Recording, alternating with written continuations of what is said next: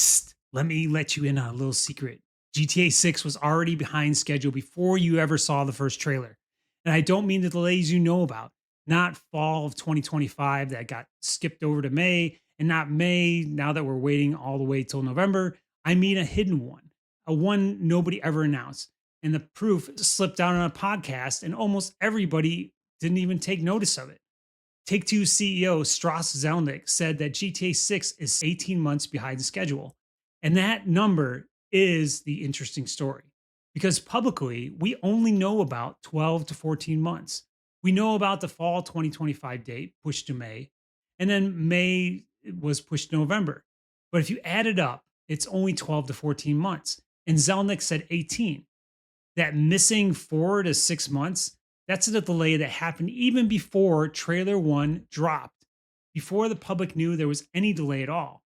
Now, I've spent over a decade producing games. Regular viewers may already know that, but for the new folks, the card's up top.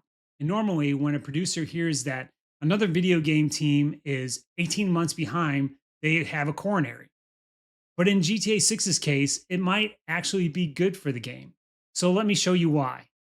Here's exactly what Zelnick said, and this was on May 17th on the Founders Podcast with David Senra. Let's take a listen. But this has been pushed back I think twice. for like how many years? I think we're about 18 months behind the original date. Okay. Not much more than that. So in this podcast, he also doubled down on, I love it when a CEO doubles down on November 19th as the release date in that same interview. So this isn't a, oh no, GTA 6 is in deep doo-doo kind of story. This is, here's a number that nobody even noticed, and we're going to take a look at it kind of story. Now, here's the part that people blanked on. From what we know, GTA 6, as I mentioned, had two delays. The fall one that pushed into spring of 2026, and then we've got the spring that's been pushed to the current date of November 19th. If you do basic math, and you know I hate to do basic math on camera, you get 12 to 14 months of delay that actually we knew about. But Zelnick said 18 months. So there's a 4 to 6 month gap. This isn't Zelnick getting his numbers wrong. He's a smart guy since he's the CEO of Take Two and deals with numbers all the time. That's Rockstar missing an internal milestone before the public even knew delays were happening at all the way back before trailer one was even released. And this was before the release date got bumped by over a year. These are my thoughts on this, and Rockstar hasn't called me up and confirmed on my hotline, but it seems that there was an internal milestone behind the 2025 language in trailer one. And that milestone is already slipped by the time that trailer had dropped in December of 2023. So that's not me pandering to the camera for rage bait clicks. That's just what the math says when you add all the numbers up. So here's what I'm seeing, even though as a producer, I'm willing to look at this through my rose colored glasses. When you're creating a video game, there are two totally different types of dates. You have milestones that the game studio and the publisher agree on in the contract. Out of those dates, you have a second set of dates that the marketing department uses to build the public awareness around the game. Now, Rockstar is an internal studio to Take Two, but I'm assuming that they have pretty much the same set of dates. The internal milestone has deliverables attached to it, and it's how the studio gets paid. Now, Rockstar, again, is an internal studio, but the concept is still the same. They still have deliverables. Deliverables could be features, levels, backend code, or anything else that shows progress in the game. Something like a vertical slice, which shows how the game is actually played. You have alphas and betas, but the studio can negotiate what is the final product is delivered at the milestone and push any work to future milestones if needed. The milestones in the contract or internally at Take Two is what the team plans around, but once you get into production, you know that the milestones are going to move. Every production I've ever worked on has had internal targets tied to a milestone that has shifted several times before anything got announced publicly. So here's why these milestones shift. So making a game isn't like making a bunch of donuts on an assembly line. You go out, you build a feature that sounded great in the design doc, but once you get in the game, it's just not fun. So you rebuild, retune, retest until everyone is satisfied that the feature meets the fun stamp of approval for the game or the lead designer's stamp of approval. That's not a failure on the part of the game devs. That's just part of the creative process. And every time that happens, something gets moved or replaced in the schedule. That doesn't mean the studio's game development process is broken.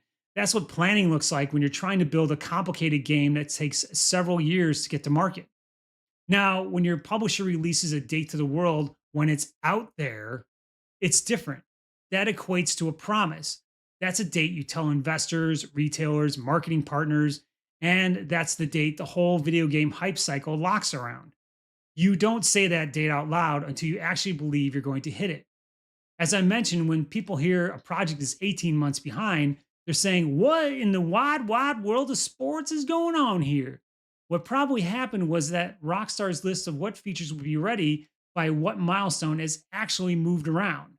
And according to the advanced timeline of this project, this is probably quite often. And this probably happened quietly for years, the way every feature deliverable list does. And they didn't turn any of those internal milestones into something that Take Two wanted the public to know until they had confidence from the entire dev team that they would hit the date. The thing you don't want is to publicly announce a ship date way too early and then blow through that ship date maybe two or three or four times, because that's what actually destroys trust with the players. Rockstar avoided that, not because they're perfect, because a hidden internal slip is a completely normal way of how game productions work. And going quiet about it until you're ready is the disciplined move and not the reckless one. Now, if you think I'm brown nosing Rockstar, there's one spot where they definitely earned some criticism. That May 26th date wasn't like a soft 2025 window like trailer one. That was a hard date. The whole Take Two and Rockstar marketing machine pointed at it, but then it actually moved. And here's what that tells me from the production side: marketing got out over their skis ahead of the game. Somebody signed off on a public date and the ad spend that gets plunked out with it before the dev team was able to back up where they needed to be at that current time frame. Chalk this one up as a real miss. I'm not going to sit here and tell you committing to a date if you're not sure of is some sort of 4D chess. It's one thing in this whole timeline that actually called out Rockstar on the carpet for. But watch what Rockstar and Take Two did once they put that big old ball into the sand trap. They didn't shove the game out on May 26th and pray that things would work out. They moved it 6 months out in one go. And I'm not guessing about the reason why they did this. Strauss Zelnick said in the past that when competitors go to market before something was ready, bad things happen. That's the CEO flat out telling you he'd rather eat crow on a busted date than ship you a broken game. And as a sidebar, real quick, if you've ever pre ordered a game that showed up busted, you already know exactly where this is going. Drop the one that was a big letdown for you in the comments. I want to hear about it. Which company do you think of when I say a game got shipped broken on the date they swore that was set in stone?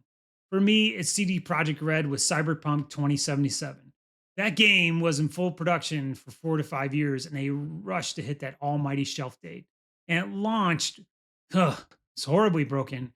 And it took years of patches to finally become the game that it should have been at launch. And they paid millions of dollars in the lawsuit of how busted it was on past consoles. Another one I remember was Duke Nukem Forever. Oy, that took what, 14 or 15 years? But that whole thing was a production five-alarm fire with no guardrails. There was no discipline. They had engine changes, project reboots, and absolutely no control. It became one of the worst reviewed video games ever made. And Red Dead Redemption 2 was in production for 7 to 8 years, and it ended up being one of the best reviewed video games ever made. But what about GTA 6? My notes say that production ran about 6 to 8 years from 2018, which is right after Red Dead Redemption 2 shipped until the current day. That's about the same amount of years as Red Dead Redemption 2, but not the same amount of years it took to ship Duke Nukem. Thank God. Now, I remember one other game that took a really long time to ship: Metroid Dread. Do you remember that one? It sat in like conceptual hell for 16 years and it still came out awesome. Based on that, the amount of time a game is in production is a bad way to predict quality. What actually predicts the quality of what gets shipped is whether the deadlines for the actual game team was in a controlled skid and it was disclosed on the studio's own terms when they were ready. This would be like Red Dead Redemption 2 or GTA 6. But if it's spiraled out of control like Duke Nukem, or it was rushed out the door to a date that was never realistic like Cyberpunk, you're going to suffer some backlash and consequences. But what about Rockstar's 18 months of quietly missing an internal milestone and locking in on November 19th date after they course corrected? That's a good bet that they're going to nail that date. What's an honest take from my production background? So, if you have an unannounced internal slip, is then followed by a really public date the CEO is willing to reaffirm on a podcast 4 days before an earnings call, that's not a studio that's going to fail. That's a studio that already did its own course correction in private years ago and now is speaking from confidence. And here's the strongest indicator that this game will ship on November 19th. And you don't want to take my word for it. Take Two filed roughly 8 billion in revenue guidance with the SEC for the next fiscal year, which is a number built almost entirely around the launch of GTA 6 happening on time. That guidance wasn't a random guess.